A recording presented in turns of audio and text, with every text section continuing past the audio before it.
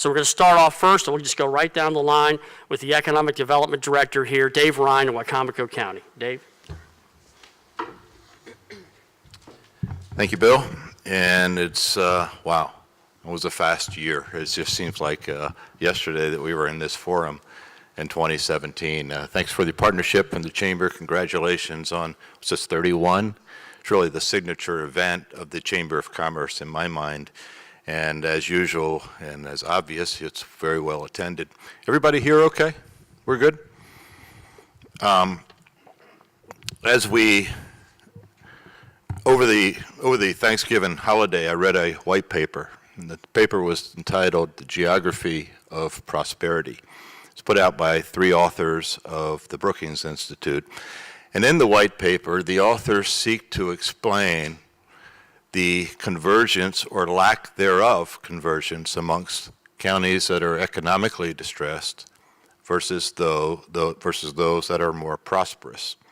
And what they found was prior to the early 1980s, the counties that were economically distressed over time were able to move or converge closer to those more prosperous counties. They closed that gap. And that didn't occur to that degree anyway, in post-1980. And we offered a lot of reasons for that, and the decline in manufacturing in our country, the globalization, technology that enhances worker productivity, and they assigned a vitality index to those counties in 1980, all counties in 1980, and a vitality index to the counties in 2016. And it turns out, if they looked at socioeconomic data in 1980, they could predict with a degree of relative accuracy what the county might look like in 2016. And I mention that because as we enter 2019, I sense a very divergence of opinion on how we're doing collectively as a country, as a state, and as a region and communities from an economic sense. And it's little wonder, 2 weeks ago, we learned where General Motors was eliminating 14,000 jobs in North America. And 2 weeks before that, on the other hand, we learned where Amazon was adding tens of thousands of jobs in Arlington, Virginia, and Long Island City, New York. And locally, 2 weeks before that, we learned of Salisbury University's sneak preview, anyway, of the Downtown Entrepreneurship Center.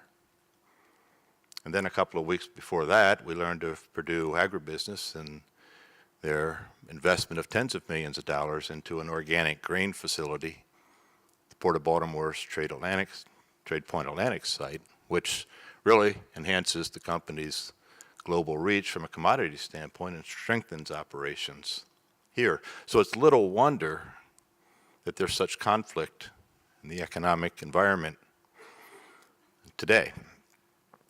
That being said, for me, that also gives us a clear direction going forward.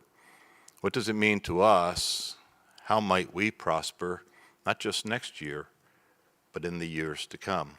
And I'll submit 4 general and very broad focal points, which I believe carries us forward next year in a very positive way, albeit with some uncertainty and caution in both the national and international markets. There's a 5th as well, and under County Executive Culver's economic strategies, and that includes hospitality and sports marketing and visitors, and I'll leave that to the very capable Steve Miller a little later in the presentations. But the first, and a very wise man once told me that there's a saying in his company called, and it goes something like, quote unquote, stick to the knitting. And maybe that bodes well for us too as we move forward. Maybe we focus on those entities, those anchor employers, those key economic sectors in which we already find strength and breadth and depth. So the ag and the agribusiness, the poultry, clearly an underlying foundation of our economy, Lots of changes ongoing within those industries, and with change comes opportunity. Healthcare, and Steve will talk about it later, I'm certain. As it becomes even more decentralized, I believe more opportunities will be present. Higher education, the more connectivity that we make with the business community through institutions like this and others throughout our region, the better off we'll be. In manufacturing, albeit, and we have a fairly strong pipeline, frankly, going into 2019, albeit companies will be smaller, more nimble, more niche-oriented, filling a void where larger manufacturers cannot or choose not, more reliant upon a talent locally or a supply chain locally or a customer locally or some tie to the community. Second, investment in our infrastructure. And I'm pretty sure my colleagues will agree, that's pure beauty from an economic development or practitioner standpoint, because it's that infrastructure that provides the framework in which commerce can act. And when I talk infrastructure, I'm talking everything from fiber in Main Street or downtown parking lots to ports to runways to schools, the landfills, and everything in between. Third, we can't look till tomorrow or next year and not talk about employment and specifically workforce and workforce development. 2018, we saw a softening in employment versus 2017. I think the larger reason, albeit some uncertainty going forward, the larger reason being we had record years in 2017. That being said, the unemployment rate is still relatively low. And I'm not sure that there's a large difference between a 4% or 5% or a 6% unemployment rate today, because employers are still saying, Dave, we're having trouble filling these spots. And the people looking for work are still saying, Dave, I can't find work meaningful to me. So the more we can close that gap and fill jobs that we already have in the community, the better off we'll be. That's why Executive Culver started the Warwick Economic Impact Scholarship. That's why Junior Achievement's holding the Inspire and Career Fair in March of next year. And the more we can, and that's bringing in middle schoolers, correct me if I'm wrong, Jamie, but if it's bringing in middle schoolers and saying, these are the jobs that we have, these are the industries that we have, these are the skill sets needed, and this is a path forward. We can reach those students at a young age. And fourth, and perhaps my favorite, entrepreneurship. And sometimes we think of entrepreneurship as a mad scientist in a lab or a sole proprietor, and that's true. And sometimes it's big business. In the 1990s, we'd helped grow the microwave or wireless component industry that we have today. And I can trace every single job, every paycheck, every tax dollar, every building, all the way back to the founding K&L Microwave by Dick Bernstein in the early 70s. We have a vibrant and growing life science industrial sector today, Zoetis and Tishcon and Trinity and Cadista. And I can trace the hundreds of jobs and hundreds of millions of dollars in capital investment back to my friend Rod Chopra up in New York when he founded Tishcon Corporation. So entrepreneurship can be big business. Imagine the companies that can exit from the Entrepreneurship Center in downtown from this university over the next 20 years. And I see additional opportunity, which we're working on today and next year, to provide another nexus between graduating there and entering the real marketplace. You call it an incubator, an accelerator, or a public-private partnership, or venture capital, or something. But there's something that's needed to bring products into commercial markets. And that's something we can do beginning next year. And so I think we're at a great stage, regardless of the national or international outlook, because I think we have great assets. This time, since we met last year, this time, Christine and I became grandparents. And you talk about a wonderful stage, as the grandparents here may attest, and those perhaps watching from home may attest. And we're fortunate that our grandson and my daughter and my son-in-law live here, and even without seeing him for 3 or 4 days, you sort of get the withdrawal symptoms, and you have to go see him. So we did, and we kind of pick him up, and you hug on him, and you play with him and the toys, and they're happy to see you. Help feed him and give him a bath, and then fatigue starts to set in at some point.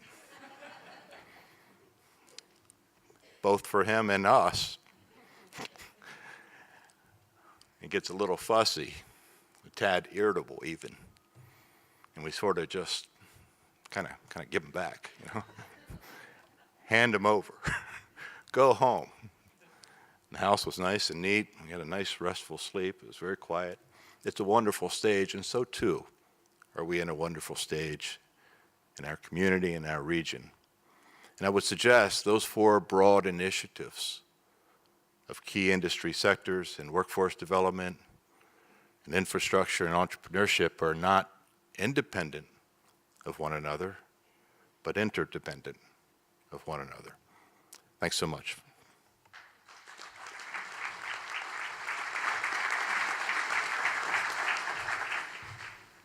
Thank you, Dave.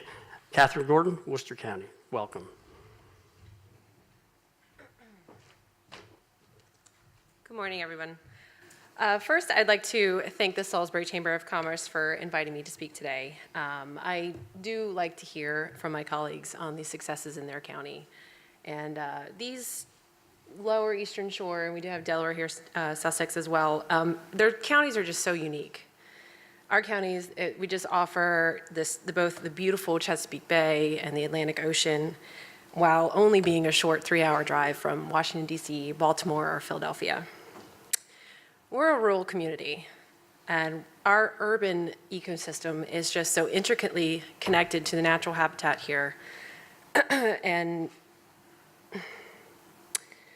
the natural habitat and the indigenous species in the interconnecting waterways that our visitors and our residents like.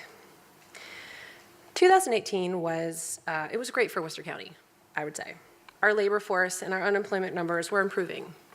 The latest unemployment rate was about 5.3.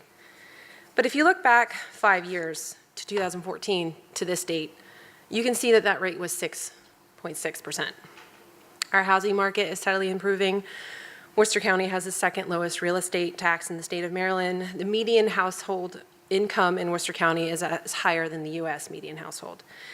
We offer major tax incentives such as the enterprise zone, hub zone designation, more jobs for Marylanders, and we've been designated with 3 opportunity zones by the U.S. Treasury.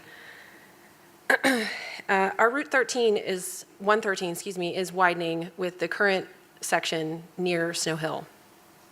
This infrastructure project will enhance safety and ease traffic congestion to our beaches. Ocean City has seen a lot of development this year.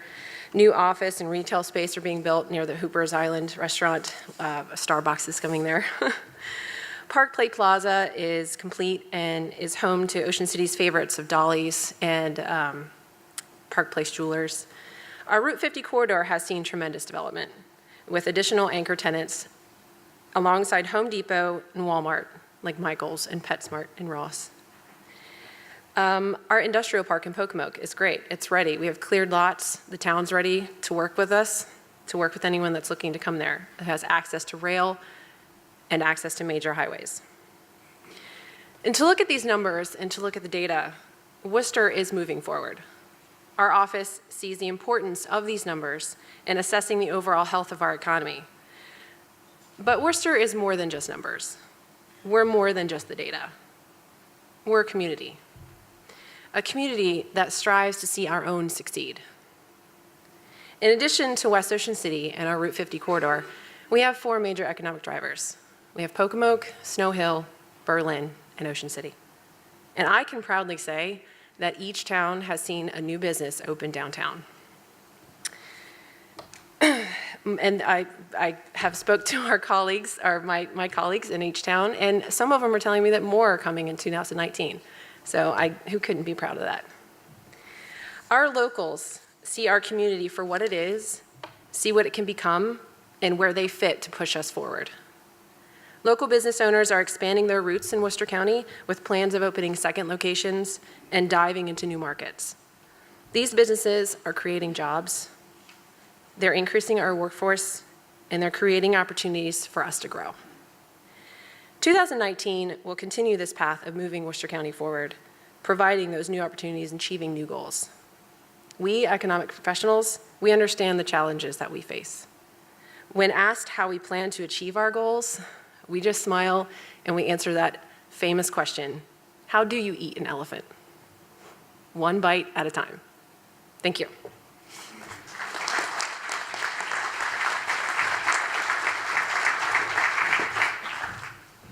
Thank you, Catherine. And now for the first time in the 31 years of the event, we've involved our neighbors to the south, as you'll hear in a few minutes, and from north in Sussex County. I want to give a special warm welcome to Bill Fa from Sussex, Delaware. Bill.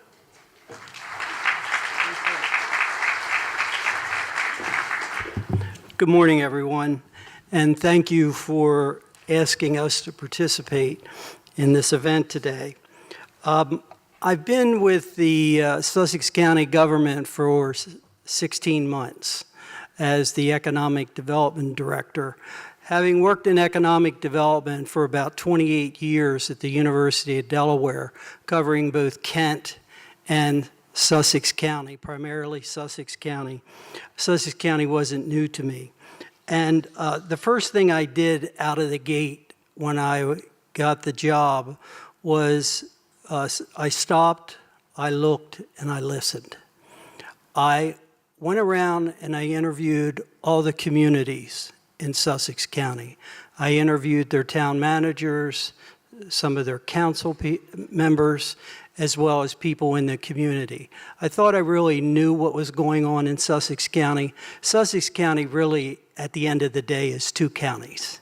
If I could cut Sussex County into two counties, we'd be rocking. Because, along with meeting with the communities, I had a conversation with EDA, the Economic Development Administration. And I went to Philadelphia, had a meeting with the director, and walked into a room of people. And the first thing they said to me, I guess Senator Carper sent you here today. I said, yes, he did. He said, bring your suitcases with you, drop them off at the front desk, and they'll fill them with money before you leave. That's how I answered the person. So I think we started off on a good track. So after conducting the interviews both externally for the county and internally within county government, I realized that there was those two counties that I already knew existed. And what I realized is I had to do something to bring attention to the other county, which was the western side of the county. So the county had a loan program that they implemented in about 2006. And it was a $1 million loan program. And when I got there, they still had $750,000 of that million.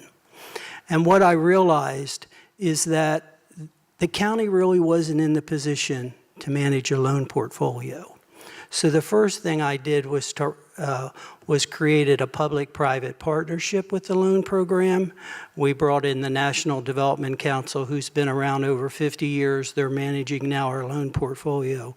I reached out to Discover Bank, whose hometown is in Sussex County in Greenwood, and they brought $3 million to the table. I got the county to take our $750, move it up to $1 million, and now we have a $4 million loan program for businesses in Sussex County. Now, after interviewing all the communities, I created 3 economic development zones in the county. One on the western side, which is the Nanticoke zone, which runs from Delmar to Greenwood. And then we have the Broadkill zone, which really is at Route 13 through Ellendale, Milton, Harbison, and Georgetown. And then the Indian River zone, which is Millsboro, Dagsboro, Frankfort, and Selbyville. that loan program now, that $4 million loan program, is targeted to those economic development zones. They are the other county. So we launched our loan program March of this past year.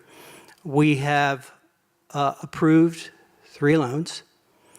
We're in the process of reviewing 3 other loans. So I've been told we've done a lot more with our loan program than we've done since 2006.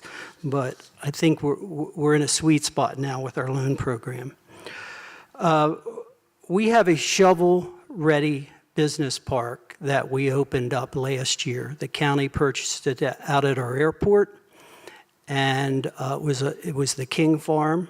It was raw farmland. We have our first tenant in there. We bought it like March of 17.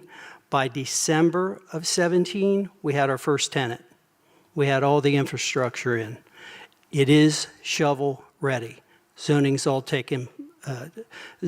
taken care of. So we will announce our 3rd tenant in there. We have had leased the 2nd spot, and we're ready to lease the 3rd spot. I think it's a real asset to the county. I've been working on a project for second stage businesses, scaling. Businesses that are a little bit beyond the startup stage and they need to scale. And what I have identified, these are businesses that have 10 or more employees. They have sales of $1 million up. We're targeting, our sweet spot will be about $4 million. And what we will do is we will work with 5 businesses. We're going to pilot this program right after the first of the year. And it's an application process. We will work with that business for a whole year. We're going to outsource that work to the Edward Lowe's Foundation. The county's actually absorbing the cost. I think research will show, you know the word economic hunting. You know, I don't really think counties or states are real successful in economic hunting. That's mean trying to bring new business into your county. You're going to have more success if you can take those second stage businesses that you have in your county and take them to the next level. So that's what I'm focused. That's one of the things I'm focused on.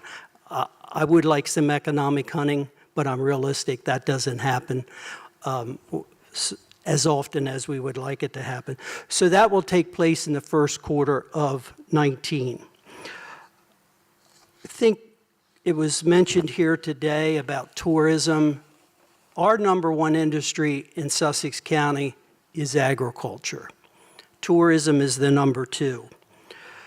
Agriculture contributes about $3.5 billion directly into the Sussex County economy. $1 billion of that is from farm activity, and $2.5 billion is in value-added processing.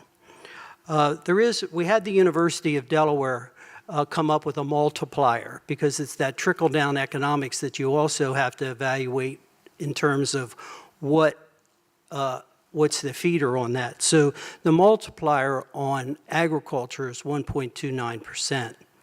So really, from a dollar standpoint, agriculture contributes $4.5 billion to Sussex County's economy. Now, the second industry is tourism. And tourism has spent last year $1.8 billion. They employed 19,000 employees in Sussex County. Their multiplier is 2.2.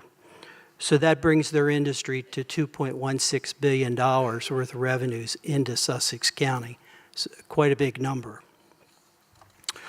I wanted to just talk about other things that I'm working towards in 2019, what I have in the pipeline. Broadband expansion. we are partnering, Sussex County government has made a huge investment in broadband in Sussex County. I think has been mentioned here already, broadband is a key element to economic development. And we lack that in Sussex County, especially in those economic development zones that I talked about. So we've partnered with the state and we're expanding broadband. County sewer expansion. We're having, the county's in the sewer business if you don't know it, and it's big. I don't know what that revenue dollar is or what the multiplier is, but it's big business in Sussex County, I will tell you. And we will be taking over the sewer from Greenwood, Bridgeville, and we're running a huge sewer line down to Seaford on Route 13. And that's going to really expand that 13 corridor here in the next 2 years.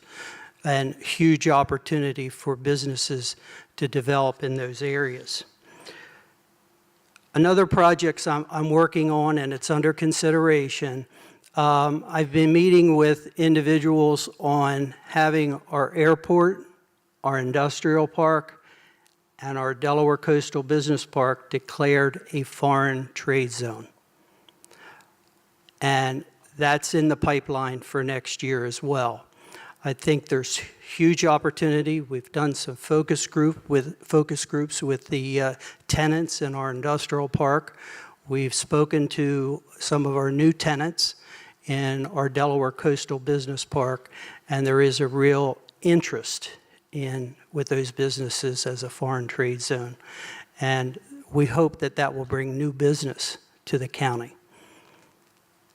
Again, I do want to tell everybody on the Maryland side of the Eastern Shore, I'm having legislation introduced today in Dover to annex the Eastern Shore of Maryland into Delaware. Thank you.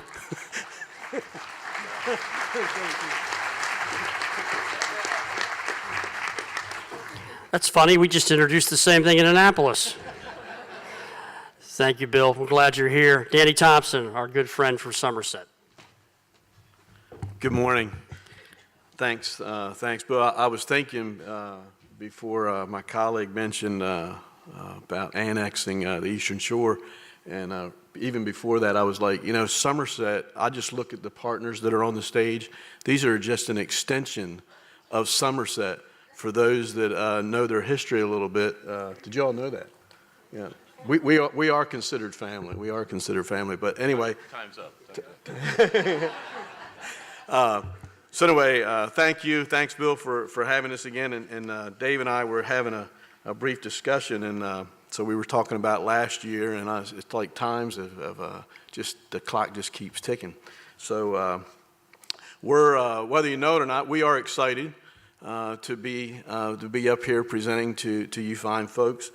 And there's a lot. I went through my notes. Fortunately, I kept them on a, what do you call them, thumb drive. And I was looking at last year and then, comparing to like what I was going to say this year. And I was like, well, because on the first day, I was like, man, I don't know what I'm really going to say, and you're kind of going through this. And I was going down. I was like, this is some of the things. I'll get to 19 in a little minute because that's not as good as 18. But anyway, But anyway, I looked at 8, in Somerset, for those that know, very small, 28,000 people, 27,000, two municipalities, 2,500 people, very small. Princess Anne. These are ones that have opened in Princess Anne. Bluntly Coached, Grace and Glory Boutique, Princess Anne Book Lovers Inn, Tweak Systems, Pet Grooming Salon is looking at some stuff there, bike repair. The former Peaky's that was closed and is renovated is now back up as Peacock's. Legacy Bistro, Dunkin' Donuts is going through their site work. The Junk Box Thrift Store and the Dollar General was just, we had one in Westover, but now they have just built another one. That's just in Princess Anne. And I know my fine folks up here, they're modest about that kind of stuff, but they've seen the same things happen in their downtowns. Chrisfield. Johnny Sweets, Suds and Duds, Bubby's Wing Shack, Marshall's Marine, Timmendorf Country Store, Somerset Surf and Turf, which is an oyster aquaculture, bed and breakfast tea room, Marion Station Market. These are Ridge Shell Shanty, for those that are fortunate enough to be able to go on the water and have your boat and stop by the Ridge Shell Shanty. And am I hitting something here? Oh, okay. Like this screen, I was like, man, I ain't gonna mess somebody's thing up here. But anyway, the Ridge Shell Shanty down in the marina. These are things that have just opened up recently that have been, so I'm looking forward to what's going to happen in 2019. And Dave mentioned, and most of them will be mentioning the infrastructure needs. And he mentioned workforce was one of those infrastructure needs. Unemployment rate in Somerset right now is about 6.5%. And I like to look at the numbers, not necessarily percentile. So when you take that 6.5% and you equate it to actual unemployed, it runs around 750 people that are unemployed. So then I went to the job openings that are in Somerset County. Now, these are from ECI, looking for 100 correctional officers. We've got McCready Hospital. We have Rubberset. By the way, McCready Hospital this year celebrated their 95th anniversary, which was back in the summer. It was actually, they did their anniversary celebration the day of the crab and clam bake, and I had to take a pass on being able to go to McCready because of co-chairing the crab and clam bake. But anyway, McCready's looking for people, Rubberset, Handy's, and when you add all of those up and the other indirect ones, UMES and all, it's about 350 jobs that are out there. We have 700 that are looking, and so if you get the match that Dave referenced to is getting those skill sets and match them up. In Somerset County, you could literally, if in an ideal world, you could literally cut that from 6.5 down to 3%. So workforce is critical. Also, we have in our area, we've been looking at natural gas. We've been working with the state of Maryland and Maryland Environmental Services to bring natural gas. We've been working on that I know of for 15 years. And before I started. So natural gas is critical. I've actually spoke with, not that I'm trying to take them away or anything like that, but they actually have a business in Sussex County, and they're looking for another location as well on the Eastern Shore down here. And natural gas is one of the key components of that, and they're used to natural gas up in that area, and I think all of our colleagues would echo that. So natural gas is critical. Water and sewer is critical. My good friend Henry Hanna from Sperry Van Ness in the back there, he's been doing some things, Jeff, in Dorchester County, and we were talking about some of the barriers. And one of the things he mentioned was our water and sewer rates. And Somerset is switching from a front foot assessment to EDUs, and it's made a drastic difference. And I think you'll really see in 2019 when some of those costs are identified, and we'll be able to see a significant increase in expansion efforts and growth because of water and sewer. Broadband initiative, been working with the state of Maryland. Steve's group has also been working, Mr. Pennington from the Department of Commerce, good morning. And so we've been working with them. They actually was able to get broadband fiber down to the Summers Cove Marina. I guess so when people are at the Ridge Shell Shanty on their phones, they can have a cocktail or whatever, I don't know. So anyway, so that's down to the marina. So that's some of our renewable energy topics. With industrial parks in Somerset County, we have two. They have the Chrisfield site that I call the old Carville Hall site. Still looking for a tenant. We have that under contract. They extended that contract for another year. I think there's about maybe 6 months left on that. They're looking for some mixed-use opportunities there. the developer that built Food Lion in Chrisfield right at the entrance. In Chrisfield, I met with him. He flew in a couple weeks ago, usually flies in this time of year. And he's looking, he has a spot, a pad site for 7,000 square feet building, and he would like to work with us to try to get somebody in there. So we're excited about that. There's Princess Anne. We still have lots in there that we're looking at doing. Reynolds Excavating in Princess Anne built a really nice constructed building there. It was assessed over $750,000. So we're excited about them being in there, and it's a really nice building. Partnerships. We all have the partnerships, and I will say I think even though I haven't worked as much with Sussex and Accomack, I do work more probably with Accomack. Not that I don't like you, I just don't know you well enough yet. But we'll work on that. If you're willing to work on with me, there we go. But anyway, so we all have the partnerships, and UMES is a big partner for Somerset County Economic Development.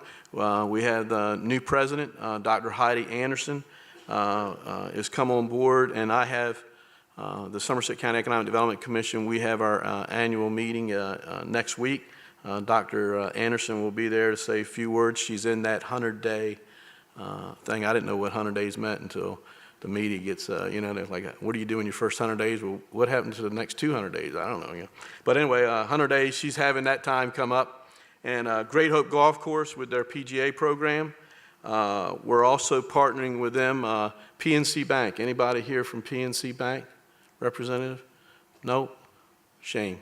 Anyway, PNC Bank, if you remember, handed out, they announced that they were going to give funds to Somerset, Wycomico, and Worcester.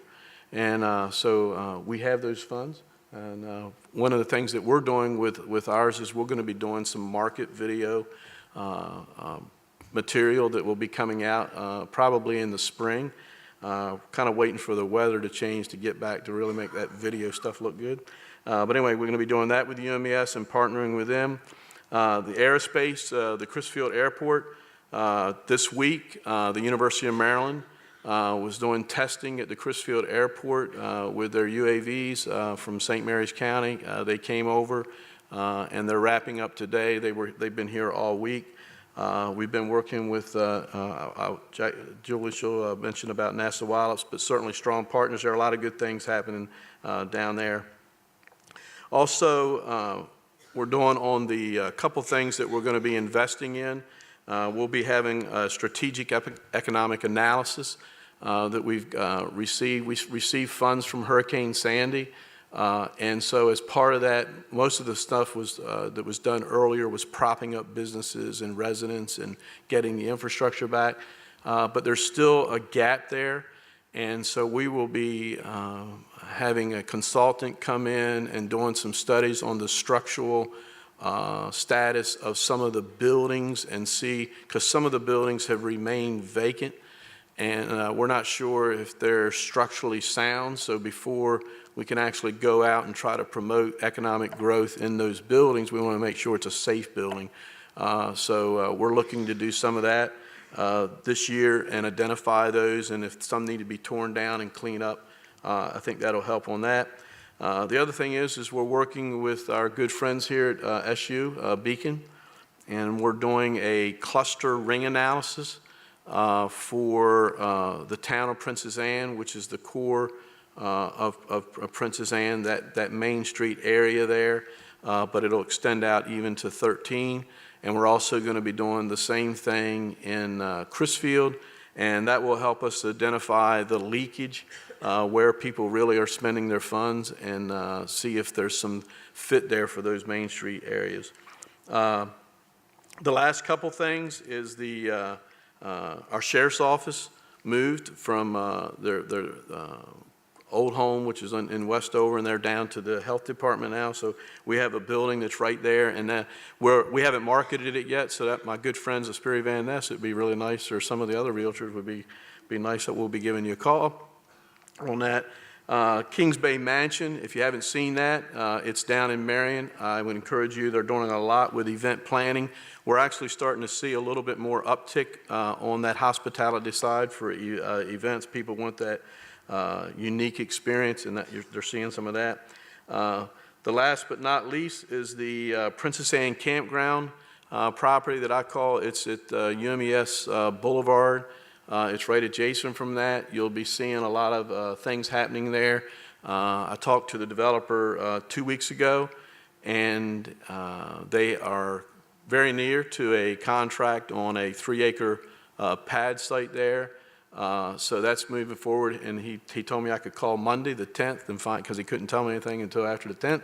So I'm looking forward to that phone call. But as part of that, he is building, will be building a 60,000 square foot commercial facility there for retail and all, which is huge in our area for that jurisdiction. And also there'll be 2 additional pad sites that's there, and he's still working on the hotel side of it. So anyway, Bill, that's what I have. Thank you, and have a great Merry Christmas and holidays.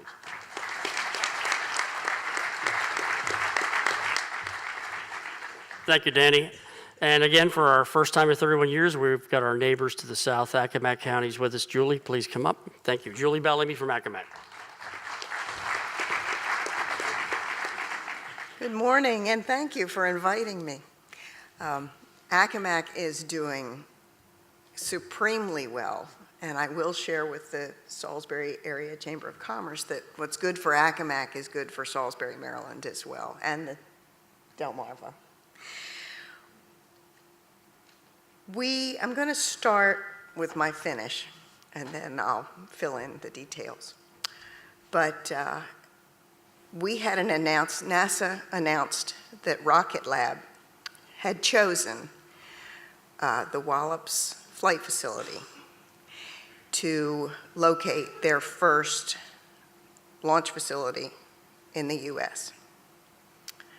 That night,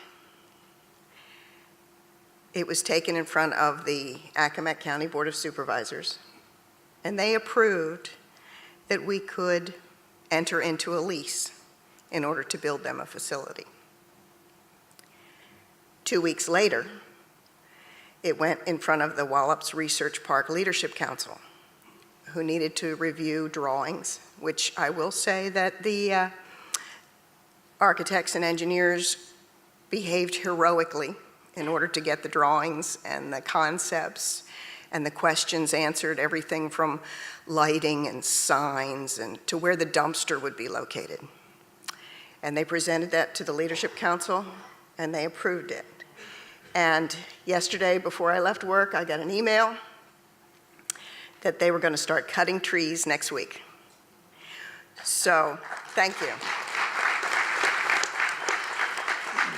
And that's the way we want it to work. You know, and this, you know, that sounds like, wow, look, that was so fast and easy. How did that happen? Well, no, it's been going on for a long time. Infrastructure was put in place. You talk about shovel ready. The infrastructure was complete in 2015, where we had water, sewer, broadband partnerships, collaborations, stakeholders involvement. I mean, there was a lot of work, but we do this for years. We economic development people, business people do this for years so that when we do get an opportunity, that it will fall into place. So that's why I wanted to share that with you, because I know that you guys are in the trenches, and the Chamber of Commerce wants to see this kind of thing happen and embraces it as well. They're going to hire 30 people, and their goal is immediately and then grow, and their goal is to have 1 launch a month. Now, these are not the rockets that go to the International Space Station. These are smaller rockets for small satellites. But that means a lot to have permanent employment there. And they are, of all things, manufacturing. They're light assembly. They actually take the components, put them together, ship them to the island, and then you want to talk about exporting, they shoot them up into the space. So that's our ultimate multipliers when you shoot them into space. But Accomack is doing much more than NASA And I'm kind of going to stop there because Bill Rebell will talk about the NASA opportunity specifically later on. But we just had a hospital open, a brand new hospital open in Only this year. Eastern Shore Community College is adding a new building, increasing their capacity, and that hasn't opened yet. That's still under construction. We have, besides the Wells Research Park, which is 200 acres, we also have the Airport Industrial Park in Melfa, which is 200 acres, and it's adjacent to our airport. So that's another shovel-ready area that we have, so where we've laid the groundwork. One thing that we work with is the Accomack Northampton Planning District Commission. And they have done a phenomenal job in collaborating and in planning, because they're the avenue that does the comprehensive economic development strategy for the EDA. And they went through a program through USDA for the SET, Stronger Economies Together, which did got a lot of public input, et cetera. But what they developed, one of the things, they developed 4 different counterparts, but they developed a foundational and entrepreneurial sector. And these guys have really kicked up. One thing that they did is, guys and gals, one thing that they did was they have actually invested funds into an angel network to help small businesses, and it's called Shore Growth Ventures, and they've already been involved with stimulating entrepreneurship, or startups that we call them too. Also, they're working with hot desks here in Salisbury, and they are going to open up a incubator type facility in Exmoor. So they're working on that too. They're actually putting their own money in it and their own interest to try to make Accomack and the region better for entrepreneurs. The state has come up with something called Go Virginia, which encourages putting money behind regional collaboration. So say aerospace. It wouldn't be just for the Eastern Shore. It would deal with aerospace across Virginia. So I thought that was ingenious that they came up with that. And also they just came up with a Commonwealth Development Opportunity Fund amendments to their tax code, which actually incentivizes income tax for business developers and investment. And that goes along the same path as the federal opportunity zones. Each state has selected areas, and I believe there's places on the shore in each state that are designated as federal opportunity zones for incentives as well. I'm looking at Henry because he's nodding when I get it right, so I can go to the next thing.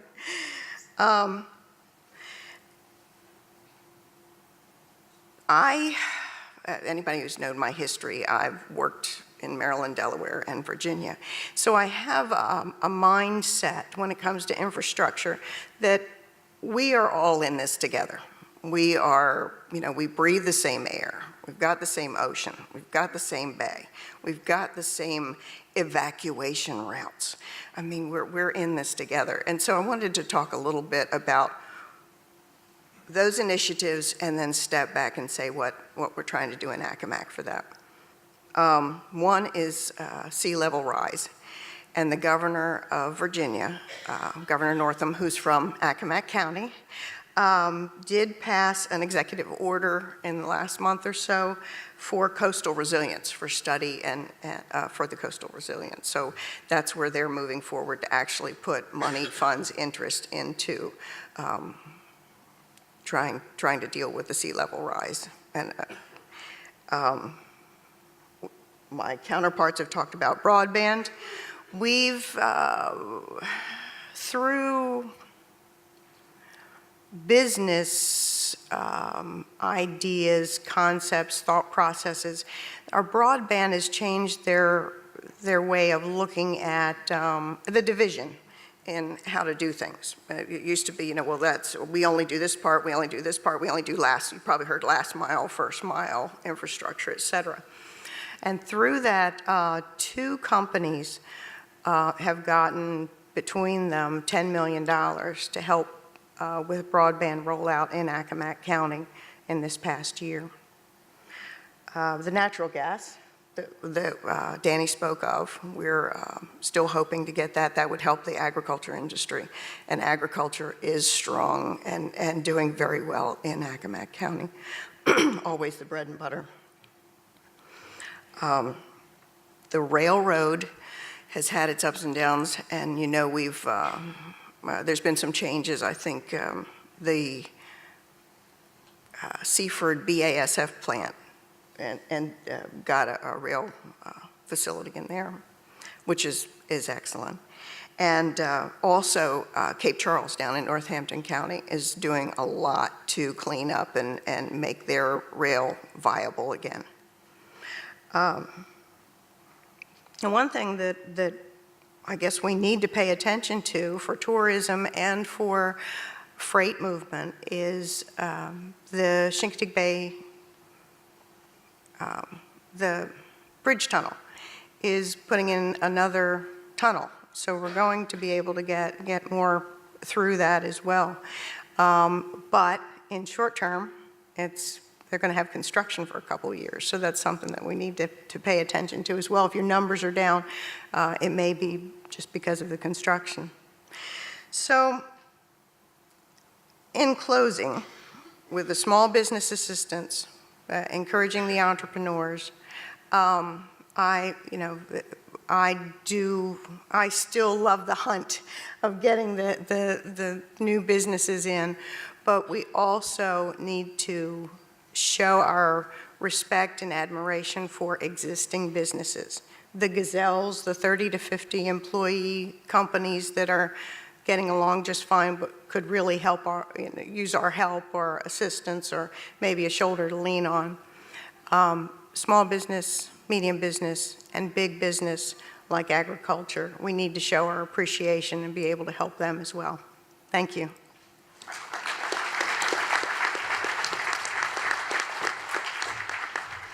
Thank you, Julie, and welcome to Salisbury.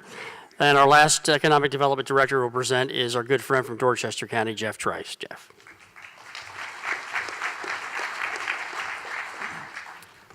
First, let me say thanks for inviting me once again to speak to the group and talk about what's going on in Dorchester County.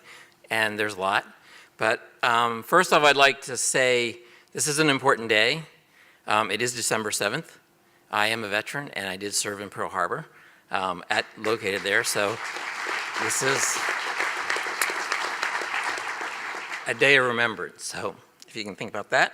As far as what's going on in the county, if you've driven through the county at all recently, you've probably seen a lot of activity, especially in Cambridge Marketplace. So there's been a lot of new businesses that have started there. We are still looking at the new University of Maryland Medical Center that will go into that project, and then from that there's some road infrastructure that will happen with that.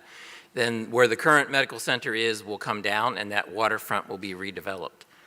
So there's a lot of things happening in that world. But over the last 5 years, and these are numbers that I don't like giving numbers that I can't actually, like if somebody made me show it to them, I can actually show it to them. In the last 5 years, there's been over $200 million in private investment that's happened in Dorchester County. For economic development directors, that's the stuff we want to hear because it shows that somebody's actually putting their money in and they feel like they want to be a part of that community, which has also been part of what we've seen with expansions. We've got Pro-Tenergy is doing a huge expansion on Woods Road. Amic Farms is doing a big expansion and bought some property in Hurlock. Valley Protein is doing a big expansion, and DS Smith is also on Woods Road. So those are manufacturing businesses are putting some serious capital investment and expansions into those businesses. More importantly, I think some of us attended yesterday a Rural Maryland Council session on Grow and Fortify, which was really, I thought was a great session that talked about ag in particular. And the opportunities that talk about value add products, those types of things. So there's a lot of opportunity when you look around emerging industries and emerging markets. So just some of the things, we do have a big craft beer, food, wine thing happening in Dorchester County, and I think most of us are experiencing similar things. But I think when you look at those emerging markets, and you look at agriculture, in particular, and we all are kind of ag-based down in this area, 'cause we do have the tourism pieces as well, but there's a lot of opportunity there to look at how do farms and agriculture support those emerging markets and open up new markets and move themselves from basically a commodities, beans, corn kind of commodity market to supporting those emerging industries by growing hops and barleys and things like that. Industrial hemp is a big part of the conversation. It was a part of the conversation yesterday. We do have two medical cannabis growing operations in Dorchester County. We do have a new, it's actually supposed to open soon, a new dispensary in Cambridge as well. But industrial hemp has been a big conversation. We have 11 businesses in our incubator, which is where my office is in Dorchester County and Cambridge. And in there, we have one science lab that's doing work with industrial hemp and CBDs and doing testing. Peninsula is here, and Peninsula is actually, they're in the back of the room. Peninsula is actually someone who's now in our incubator, so this things that are happening in other counties, and we get the bleed over, so there's a lot of things that are happening that way. A lot of the new businesses that have come in from attraction are coming to Dorchester and saying, so it makes our job a little easier, and I don't want to make it sound like I don't want to do the business attraction piece, because that's certainly not it, but it sure makes it easier when they say, I want to be a part of what's happening in Dorchester County, and that is what we're seeing, and that's the word that we're getting from those businesses. And we're also getting that, I spoke recently to the manager of the Hyatt in Cambridge, and he said, you know, people used to come to the Hyatt and say they were coming to vacation at the Hyatt, and now they're saying they're coming to vacation in Cambridge. That's the stuff that we want to hear. It means that we're actually doing our jobs. People are seeing all those things that are happening in our downtowns, and when you're down there and you see businesses that were like Talbot County businesses, restaurants that have come in, and those craft type food industries, is they're coming there, and you go down in the downtown, and at 8:30 or 9 o'clock at night, you're seeing your downtown bustling and people moving between restaurants. And those are all those indicators that we absolutely want to see to know that we're actually having an impact. F3 Tech is another thing that's big. I don't know if everybody's paying attention to that or not, but that's something that Mike Telke and the Eastern Shore Entrepreneurship Center kind of started, and that's around food, farm, fish. So it's aqua tech, ag tech, and enviro tech. And there's a lot of room, I think, in this entire region to be able to capitalize on those things, especially when you look at some of these alternative crops. Aquaculture is huge. Johnny Shockley from Hobart's Island Oysters is actually getting ready to put a new startup, a new business in our incubator as well, because they have something with the state now where they're going to be able to help clean the bay and use the aquaculture to help get credits for that, cleaning the bay. So that's something that you'll see coming along. There's also this thing in Cambridge, and I think because of what's going on in the medical center, the medical cannabis, and Ironman, and some of these other things that happen in the area, that we're building a community around healthy living and not necessarily alternative medicines, but there's all those things that are about healthy living. So there's an opportunity in that world as well. We have gotten those new businesses, and like I said, and Harriet Tubman, I don't know if anyone's probably paying attention that we have Harriet Tubman Museum out by Blackwater Refuge.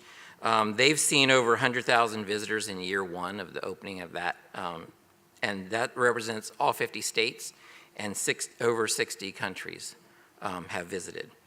Ironman, we have 2 Ironman events. There's 3 Ironman events in the state of Maryland, and we have 2 of them in Dorchester County, Eagleman and Ironman.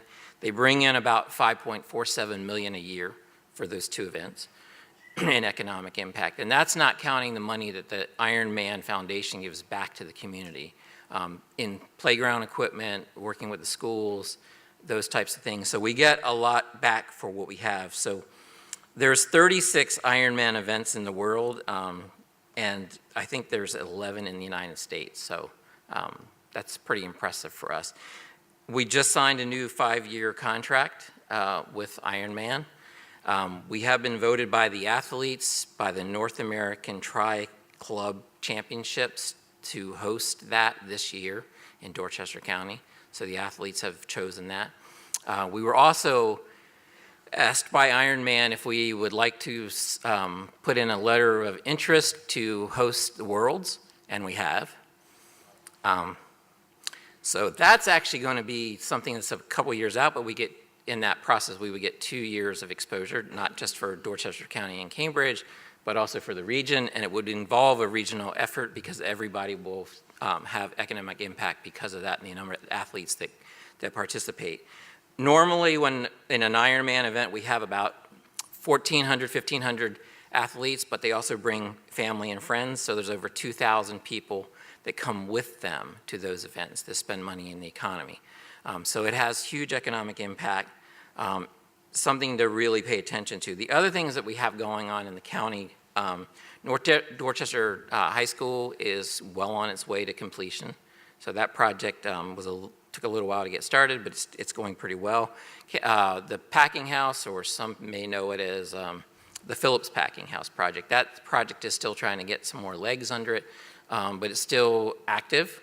So we're following that. But along the medical cannabis side is Calta, who is one of our growers, currently has 57 employees. They are looking at, over the next 10 years, they would like to invest another $40 million and build a complex there that will also include 300 employees. So they're part of that plan is actually to have that as a tourist attraction as well, so people could actually come and see what that operation looks like.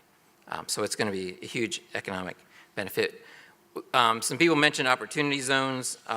We have 2 of those. They are located in Cambridge.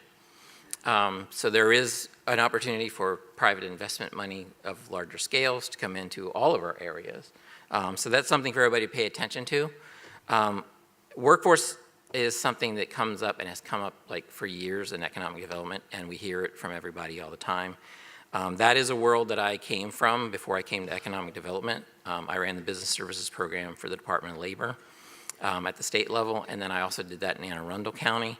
So I think there's an opportunity in that workforce development discussion for all of us to have a different discussion about how do we solve that problem.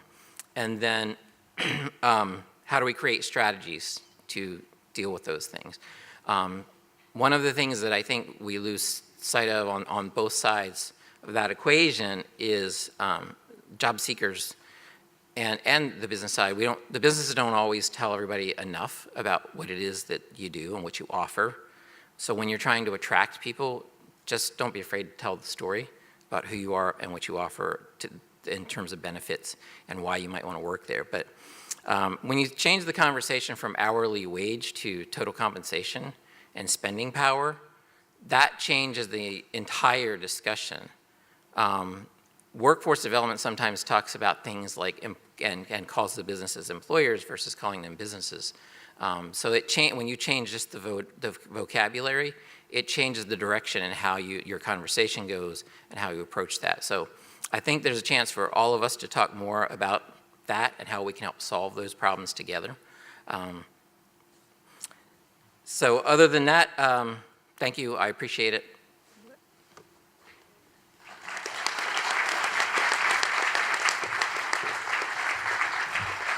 Thank you, Jeff. We have time for 1, maybe 2 questions. Lauren has a microphone. Would anyone have a question for any of our panel or all of the panel?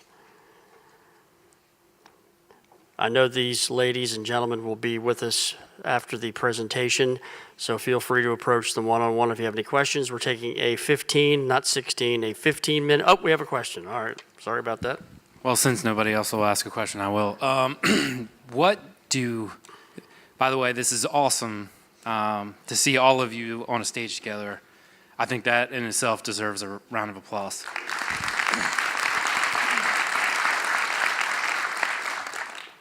What do all of you, or any of you, I'm not sure really what I'm asking, see going forward as something that we can work together, I can't use that word, you know what I'm trying to say, as a community to promote regional economic development, because I believe, and I've been advocating for a long time, that is the key to all of our success as looking at us as a region.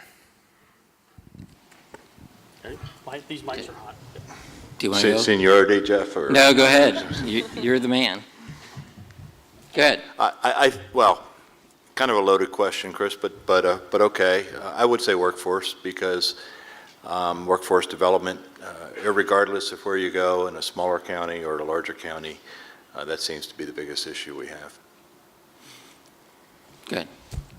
So I tell you, Jeff at the end mentioned about the world competition, and everybody will benefit from that. And I think the partnerships here across the board, when I talk to even businesses that are downtown Princess Anne or in Chrisfield, it's not just the market is just not that 21817 zip code.